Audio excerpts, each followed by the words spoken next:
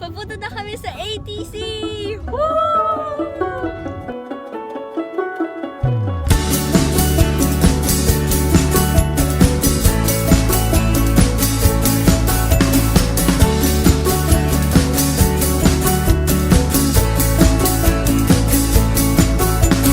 One by one, I'm making a list of all the things that I once loved.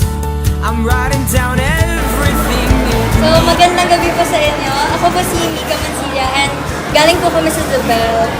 So, may konting tanong po sa inyo. Una po, magbibisita pa po ang mga kabataan dito sa cinema.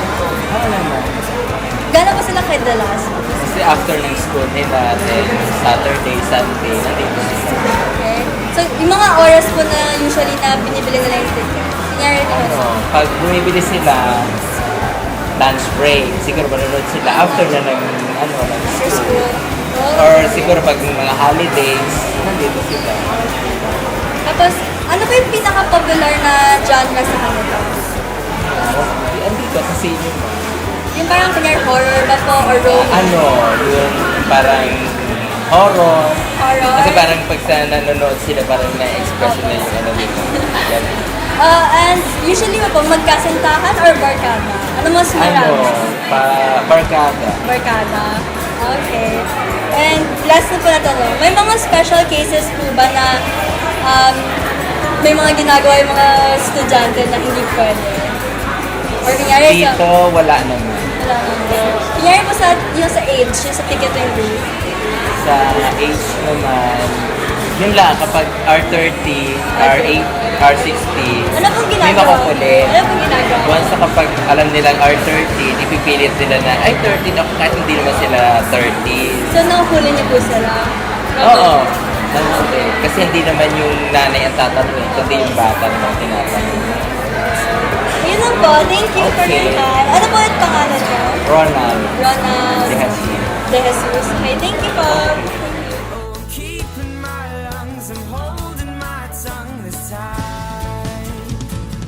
Follow me to the sea. You're telling me there's so much more. Wait and see what it means. I'm telling you, there's so much more. What you settled for?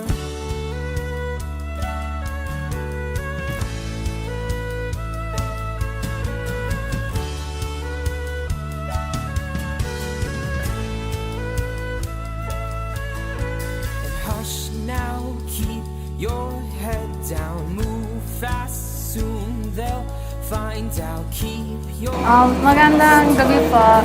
Ako po si Jessica Laman, isang estudyante sa Zubel. Ano po pangalan nila? Magandang gabi rin.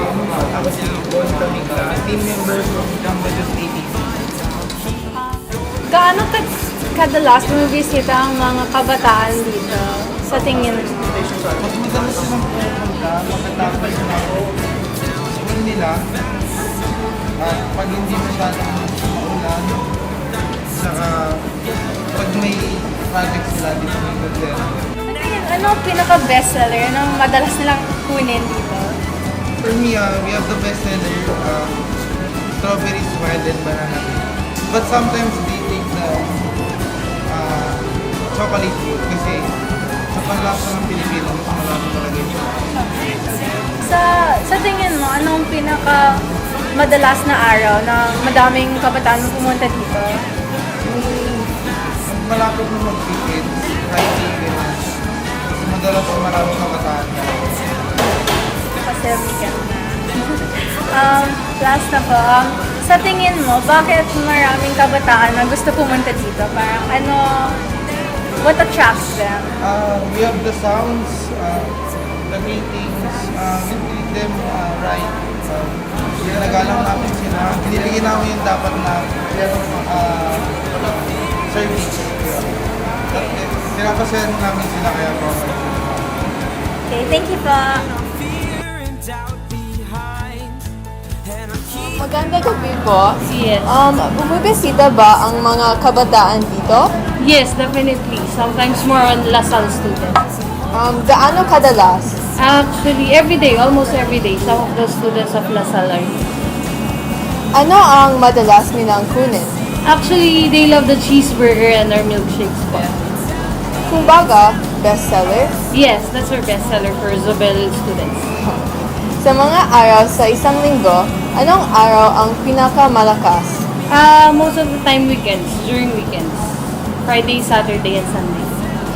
Bakit sa tingin mo naaakit ang mga kabataan dito? I think they love burgers and they love our burgers. We do have great burgers and milkshakes, of course.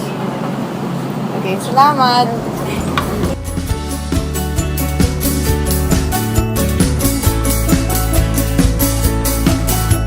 And I was wrong to ever believe that things would change.